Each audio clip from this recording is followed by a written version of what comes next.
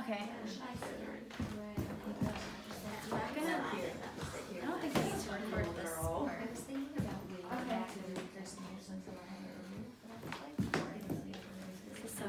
So like the nerves coming. Okay. Thanks everybody for coming. Especially because it's raining outside, and I know it's not the easiest time because kids are just going to sleep. So I'm gonna start with reading over the eulogy that I read at her funeral. So her name was Babushka Donya, that's what I called her, Dorothea, and her Hebrew name is Devorah. And this whole thing should be for an aliyah, for Devorah Bas Feivel, for her neshama.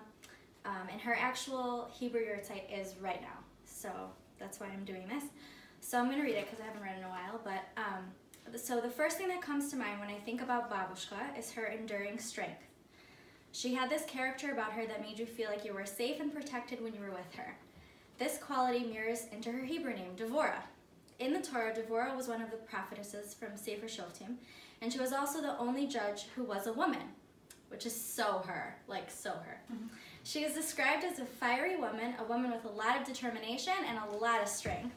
For those of you who knew my babushka, like Neely knew her, my mom obviously, you can see how well this description fits with her personality. My babushka was sick for a really long time. She went through a lot in her life, multiple times with cancer and all of that. And she gained a resilience that is very admirable. She was a fighter until her last day. She would do anything in the world for me, and she would always say that my brother and I were her life. She was always independent and super duper loving, and she always wanted to give. Many times when I would see her, she would have something for me. Like when Neely and I would come over, she would have like fruit and cookies and just everything. She would even like she'd go above and beyond. Like when I would sleep there, she would iron my underwear. Like literally ironed my underwear and hang it up. Like that was her. And when I brought Abigail, because she did leave to see Abigail, she would always have like a bag of wipes. Everything was ready. She was super organized. So some of my fondest memories of her were when I was little, actually. Like a good Russian babushka, she used to bundle me up layer upon layer upon layer with her scarves that I actually have upstairs. And mind you, it was like 60 degrees outside. Like it was not cold. But we would be going on the train, and I would go with her from Glencoe, where my mom worked, because she used to be the receptionist there, my grandmother, and we'd take the train downtown to where she lived. And I loved that quality time with her, number one, and I also used to watch her do crossword puzzles, and she, like, super duper quick was able to do them, and I was really fascinated by that. So there's a song that we all know that husbands sing to their wives on Shabbos, Friday night. They sing Eshes Chayil.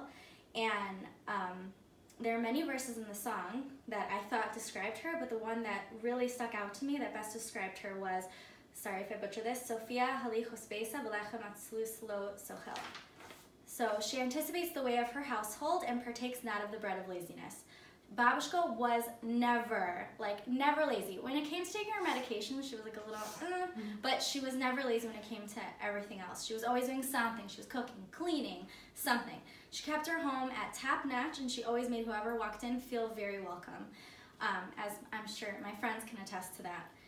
One of the last things she said to me, other than Oy vey Gizmir with her hand like on her, like oh my gosh, she said, and I was visiting her like every day when she was dying, and she said to me, I'm so lucky. Like that was one of the last things I heard her say. And I was blown away. A woman lying in her hospital bed, in pain, scared of what's going to happen, scared of the unknown. She was really, really bad. She was able, even in that darkness of the unknown, create such a beautiful light to me and to whoever came in, by appreciating what she had and who she had around her. She literally said, I'm so lucky because look at how many people I have around me. She's taught me many lessons in life. She taught me to always be an elegant woman, but the one that I will always hold the closest to my heart is never give up, and if you can't fight anymore, look at your situation, as bad as it may be, and see how blessed you truly are. So I'm going to introduce Bari, who's going to say some words of Torah. She is the creator of a really phenomenal podcast that if you haven't downloaded and heard already, you should definitely do so. It's called The WOV Life. And without further ado, thank you. If you don't mind, I'm going to record for myself. Yeah, my husband sure. will be very proud. Sure. Here we go. Oh, there's an ad. Very nice. Please hold. Okay, well, first of all, thank you so much for allowing me this opportunity. And it's my first time in Chicago, other than being in the airport. And I feel very lucky to be here. It's very nice to be here. Let's just start. There we go. Okay, I contacted Valerie because I needed a mental health break. Being in Las Vegas, it's very hot. Being a mother, being a wife, being a businesswoman, I guess you can say. I just felt like I wanted to go somewhere else and do what I do, not in Las Vegas. It's actually, I do some social media influencing as well as the podcast, and the biggest bracha that I have is that nobody really knows or cares what I do where I live. So it's more of like a really grounding type of experience. So I don't have people being like, oh, are you that person that does that podcast? And I'm just like, yeah, that's me. Like whenever I go to New York, I'm originally from New York, relocated to the hottest place on earth, and I'm actually extremely happy to live there. But I said, before it starts snowing and I get stuck in Chicago, I would like to come, and it coincidentally was around the time of this yard site for Devorah Bas Feivel. And as Valerie and I got to know each other through social media, actually, as much as we say the negative things about social media, one of the most beautiful things is I've been able to connect with some really amazing people. And I was very surprised that I had so much in common with Valerie. And one of the first things we have in common is that my daughter and Dolly are actually born on the same day, on the same year. And and both of us decided to name our daughters after two very strong Russian women. So my daughter after my husband's grandmother, and Dahlia after Devorah. So looking at the name Devorah, I'm very into names, especially because my husband is very particular when it comes to naming. When we were naming our daughter, there were some very strict guidelines and regulations as to how we can choose a name. And one of the guidelines was also, let's think about who we know or who's in the Torah with that same name. So both of those had to go into play. Who we know and where in the Torah. So Valerie already mentioned that Devorah Hanaviyah, Devorah the prophetess, was in Sefer Shoftim, and she led the Jewish people into a victorious battle. And they were like, we don't want to go without you. Like, what? You want the woman to go? Like, you want the woman to come with you to battle? And she was just like, of course, like, absolutely. And she stepped in, and because of her connection with God, she brought them to victory. What I thought was actually very cool is that Devorah the prophetess used to sit under the Tomer Devorah, the palm tree, the date palm tree of Devorah. So there was another Devorah preceding her. And that woman was the caretaker of Rivka Yemina, Rivka, our foremother. And I like looking, whenever I would do, I used to do a lot of Parsha videos, and after having my child, I was a little slower on it, and then I started putting her in them, so there was an expectation that she would be there, but now that, thank God, she's in preschool, like she's in playgroup, I don't really do it as much as I should, but my method for that was to look at the human aspect of the people written in the Torah. And what was the big deal about this woman Devorah that she deserves a pasuk in Parshat Vayishlach? Like, what did she do? So she was the caretaker of one of the foremothers. And I think that if you look at the characteristics of Rivka that we see in this week's Parsha, the giving, the consideration, the care for animals, you see somebody needed to teach her that. And it sure as heck was not her family. And yet this nurse of hers went with her to the land of Canaan when she got married. And once she passed away, she was buried under a palm tree near Beit El and was given the honor of being mentioned in the Torah. So Devorah the prophet used to sit under that palm tree. So the connection that Devorahs have, number one, super strong. the personality, if you're thinking of Devorah HaNeviah, respected, poised, I'm assuming confident, and connected to God. And then somebody who was not yet part of the history of the Jewish people, but played a large part in it. If you look at, you can tell a lot about somebody by who raised them.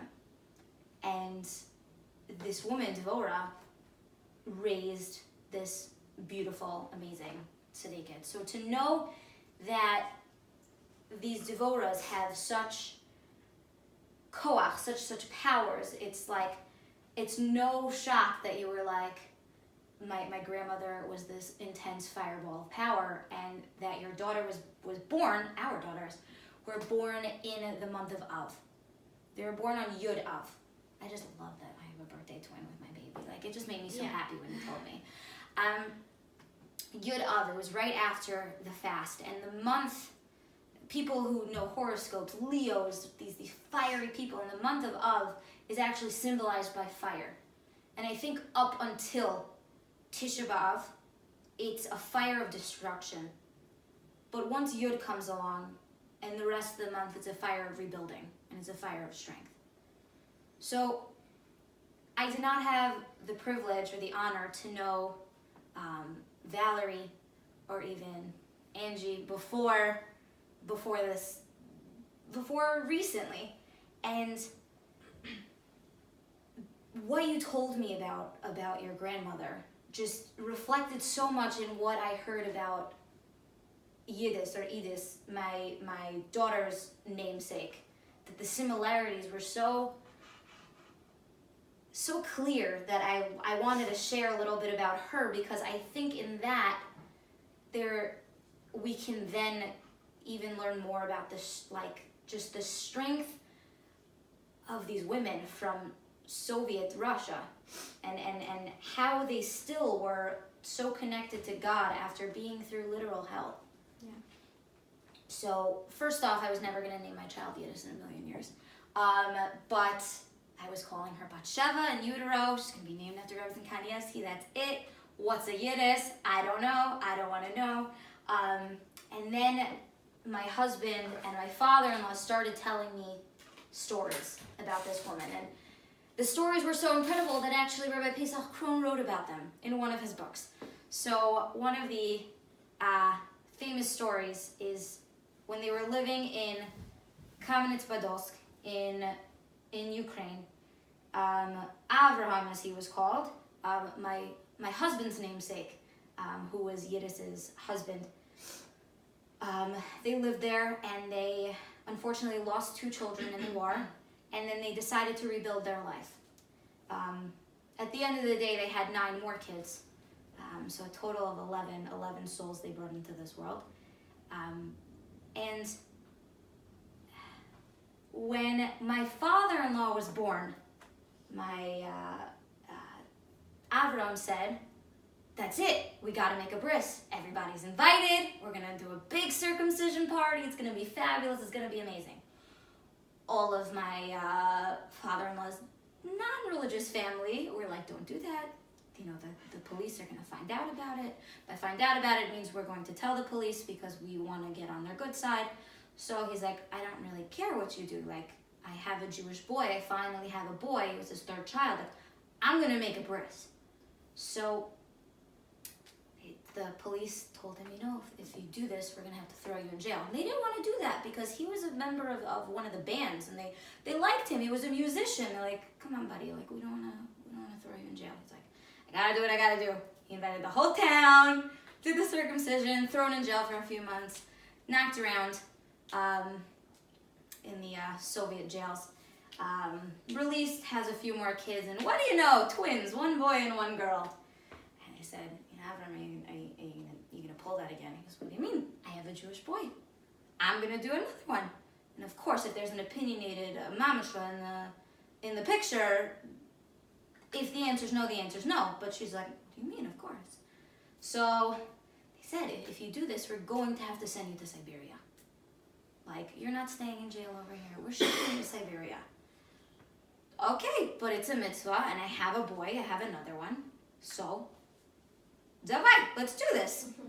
They have a bris, and they snatch him up, because he was ratted out, of course, by his family, and thrown into jail. Now, Yidis had a choice right here. She was just like, what do I do? Do I just let my husband just go to Siberia, or do I try to pull something? So something went into her mind. She goes, kids, let's go, let's get dressed. She takes her, I believe it was 8 kids at the time, with the 2 newborn babies. She gets them all dressed. She goes, we're going on a trip, and you need to have the best time.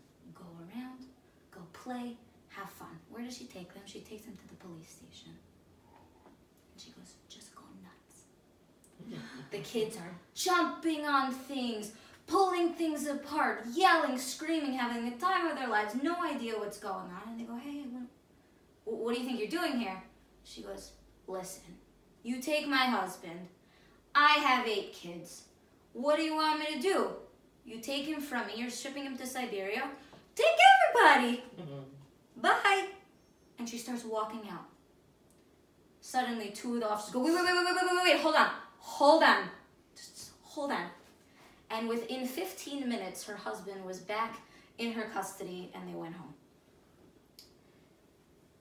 As my father-in-law got older, he thought about this story and was like, Ma, that was just about the dumbest thing you could have done. Like, do you know what these policemen could have done with these Jewish kids, sending them to a Christian orphanage, or worse? Like, what were you thinking? And she goes, I felt that Hashem was telling me that this is what I'm supposed to do. And she went, and she was just like, I know it's risky, but I felt Hashem guiding me. And she brought her kids, and because of that, I want to say chutzpah. When people think chutzpah, they think of these little kids that are just running around ripping things apart. I think chutzpah is such a strength that some women have to be like, you know what, I don't care. I don't care what you say. Because God says something else. So, I was just like, all right, fine, I'm going to name my kid Yidis. Fine, okay. You got me there. Batshev was at the window. Maybe another one. But I see already, like, the kid's got chutzpah. I'm sure Talia does too. Yeah. With, like, Sure. the namesakes that we have, and looking at that name, like I said, looking also, we're just going to compare in Tanakh. Yiddish is kind of a mix between a Yiddish, Russian, kind of fun play on Yehudis. And we just recently had Shabbos Mevarchim, which I only found out about because somebody told me. We slept in on Shabbos, went on vacation. And the month of Kislev is to me, is also very symbolic of fire, because of the miracle of Hanukkah. It's very special to me for a number of reasons. It's the month that I'm born. It's the month that my parents met. That same day to the day, many years later, my grandfather passed away on the 5th night of Hanukkah. So this month is very special to me. And when you look at very strong women in our history, in our past, you actually see Yehudis. Yehudis is a woman who saw the fight against the Greeks, this battle of assimilation that it seemed like we couldn't win. Battle of assimilation isn't too foreign to us in today's day and age, and I think in every generation. So this woman decided to gather up her chutzpah, I would say, and be like, you know what? I don't think we can fall for this. This isn't what's going to happen. Somebody needs to go and take action. So this woman uses her feminine strength, she uses her feminine power to infiltrate the Greek, campsite, the Greek army, and gets herself in with the head honchos, with Halifornos, one of the biggest sergeants in the Greek army. So she's like, I know you guys, our people aren't gonna win, so I'll give thanks. I'll help you guys out. I'll let you know how to whatever. I want to be on the winning team here.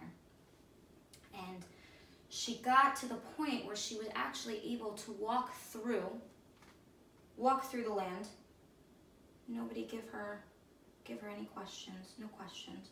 So by the time she had VIP access to wherever it is that she wanted, she said, I'm just letting you know something's going to happen soon. She went to go to the gates to where the Jews were. I'm just letting you know something's going to happen soon. And she takes cheese and she takes really strong alcohol and gets Holy Fourness to the point where he is so inebriated and he is so full, alcohol drunk, cheese drunk, all around drunk, that she's able to sever his head while he's completely unconscious. And she wraps up that head and she takes it and she brings it to the Jewish people and says, you don't think we can do anything? We got this. And motivated an entire people that gave up hope on ever winning and just saying, like, you know what, it's just, we're scared, we're powerless, we're not strong enough, we're not smart enough, we're not cultured enough, maybe they're right, maybe there's something to it. And she just said, oh, no, we're not going to do that. And I think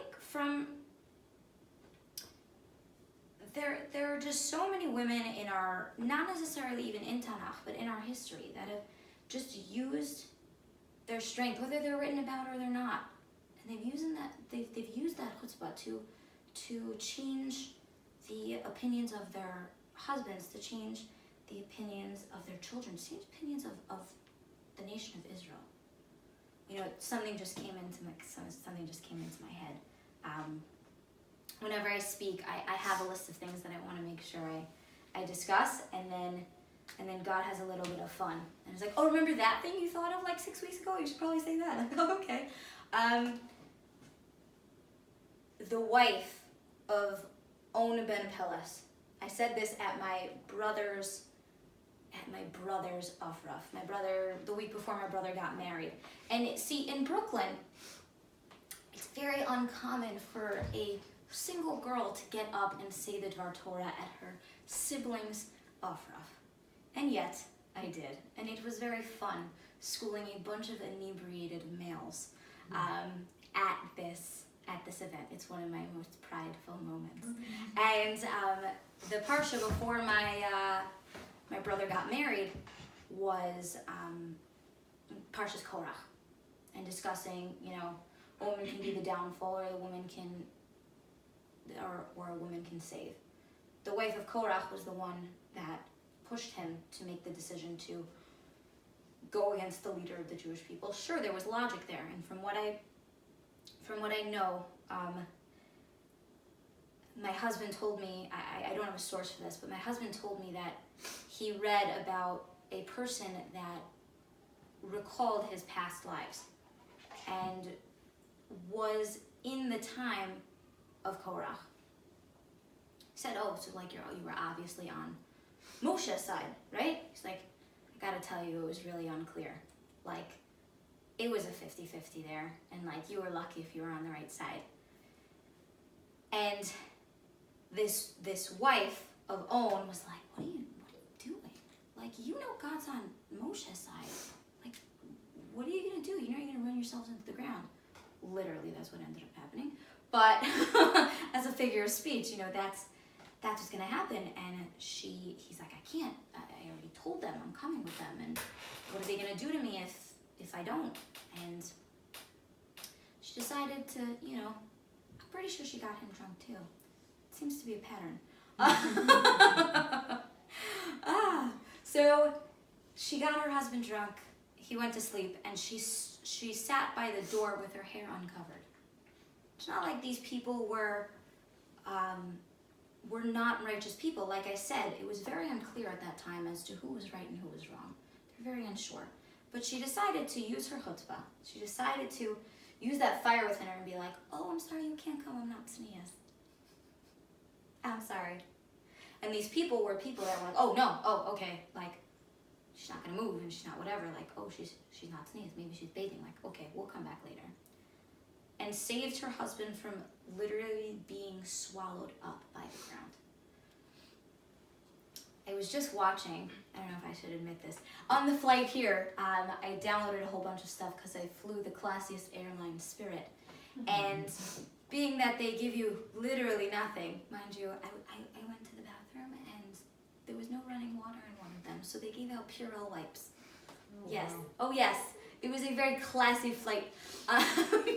And on that flight, I needed to entertain myself, being that there was going to be no source of entertainment. So I downloaded this documentary called Fat, Salt, Acid, Heat, which is a 4-part series about a woman's exploration of food. And I'm just like, you know, like with no food on the flight and like snacks being $4 each. Like I should probably not be watching this. But in it, she discusses fat.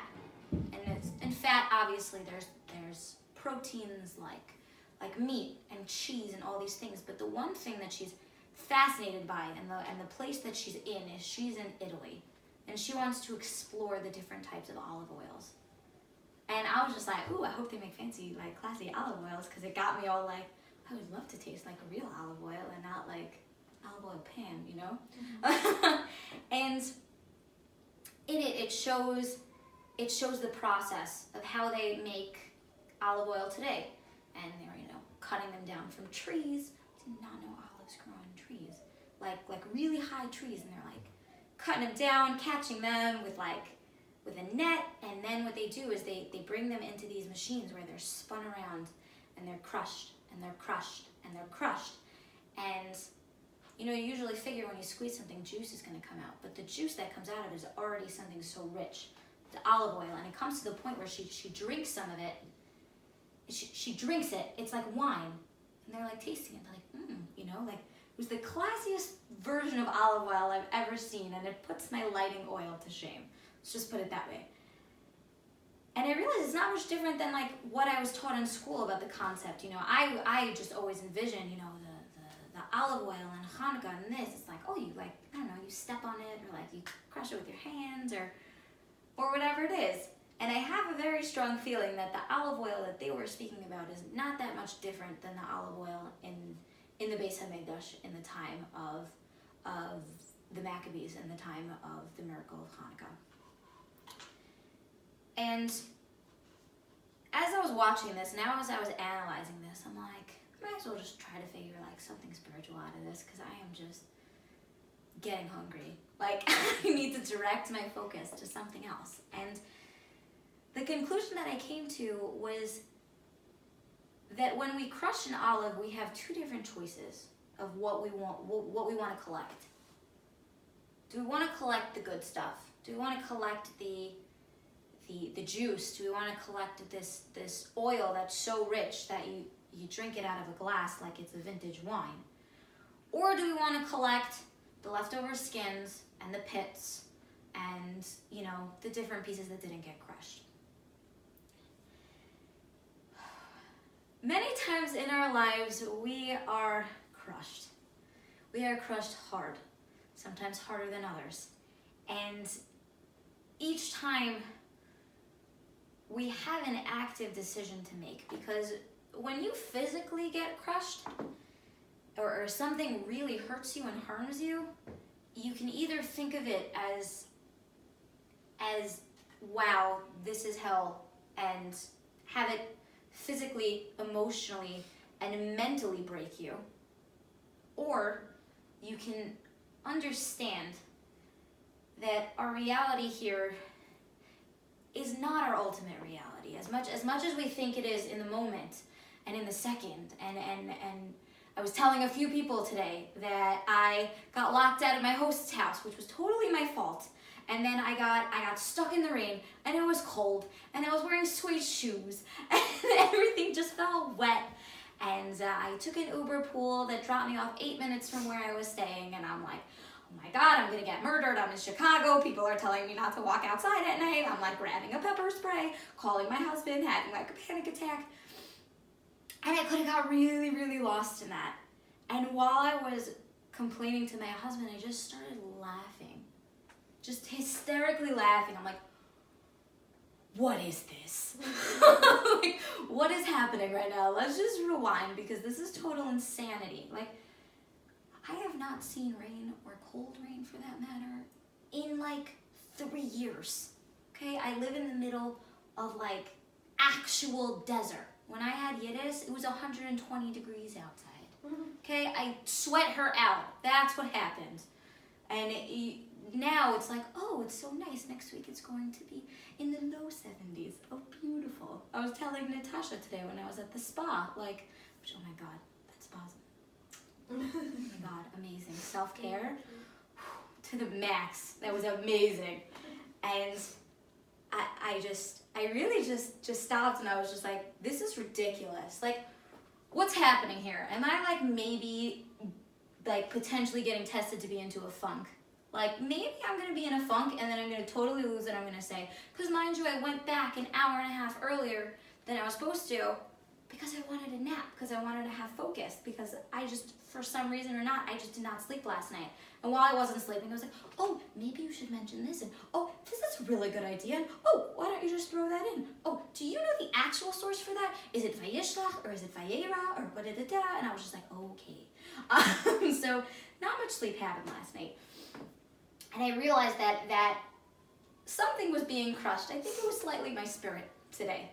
My spirit was drenched. And I had the choice to like totally, I think it was probably because I took care of myself today and I was like super calm, and I don't have my whole life in front of me right now. My kid's at home. My husband is home. Someone made them food. Like, for some reason, like when I'm home, like, no. Like, we're gonna baby them when you're not home. Like, how do you know that I make dinner? Like, no, I want you to make dinner when I'm home. He's very capable, okay? There's stuff in the freezer. But whatever, that's a whole other story. When we're stuck in it, it's very hard to not get stuck on the pits, and to not get stuck on the peel, and to not get stuck on that. When you're crushed and you realize, you know what? This sucks right now. It really does. And today, this small incident, what was it, a matter of minutes? Sometimes some of these things last years. They last decades. And like, for any woman, a Jewish woman living in Soviet Russia, to be able to be constantly crushed, be constantly hated, be constantly threatened, being told that you're less than and that everything you're doing is wrong. And what is this God you're talking about? What are you wasting your time? My daughter's namesake somehow collected enough money to get her and her husband and her 9 children out of Ukraine and to Israel. She told her husband, Avram, listen, I have some money. We gotta go. She's like, what? You kept this from me? We could have had such a better life. She's like, stop talking. Pack your bags. We're going. And not long after they got to Israel, she passed away. And I am of the strong belief that it was because of her mission. That's what her mission was. Her mission was to, you know what? My children are Jewish. My children need to have a Jewish identity. I'm not going to let them get sucked into this garbage. And most of my husband's family is living in Israel. And the minute Avram got to Israel, he took off that little newsies cap and everything, and he put on the Hasidic garb, because he's like, this is me. I can finally be myself. I feel very comfortable. And he became a devout Hasid living in Bnei Brak. These women were crushed for decades, probably their whole lives. And they didn't see it as for nothing, and they didn't let it get to them. They saw it as an opportunity. They saw it as a bigger picture. They're able to step back and be like, you know what? This could turn out to be something beautiful. And what did? They ended up having Jewish children and Jewish grandchildren and Jewish great-grandchildren who are strong and are powerful, and they're even named after them because of their contributions and their accomplishments. So I think for us, life is more convenient. I mean, we do live in a scary time right now, and I turned on my phone after Shabbos to see that there were 11 arson cases in Brooklyn over Shabbos, in different shuls, conservative shuls, reform shuls, Hasidic shuls. But I think those are on a different scale. I think a lot of our tests as women are on our own personal thing. You know, my occupation is on social media. You know, sharing a podcast, being a social media influencer, that type of stuff. As public as it is and as real as it is, and all these things, there's so much of our lives, so many details that can be a stub toe here, that can be a broken arm here, that can be a broken toe here. You know, like things that are slowly cracking at us and breaking us. And the question is, are we using that to help us move forward? Like you have a pulled muscle because you worked out too much. Are you going to use that pulled muscle, let it rest, and then go work out again and become stronger? Or are you just going to be like, I'm injured, I'm done, I'm out for the count? So many times, even through the day, whether it's a kid nagging you in your ear, or physical pain, or a troubling mental issue. Like, do you know how many people have postpartum depression? I had prepartum depression, for Pete's sake. Like, even before she was born, I was like, I don't want it. Never mind. This is not going to happen. So many of us have so many tests on so many different levels, and I can't even begin to explain them. That the fact that we understand that this is not the end all be all. This is not it. Because if it was it, we'd all throw out the towel and be out for the count, and we'd be done. And I think the strength and dare I say chutzpah that we have is to keep pushing through and keep understanding that these things can and do make us stronger. As terrible and frustrating and physically, emotionally, and mentally painful as they are, they can not only bring us stronger, but when you see people that have gone through so much pain, their smiles shine brighter than anybody else you've ever seen.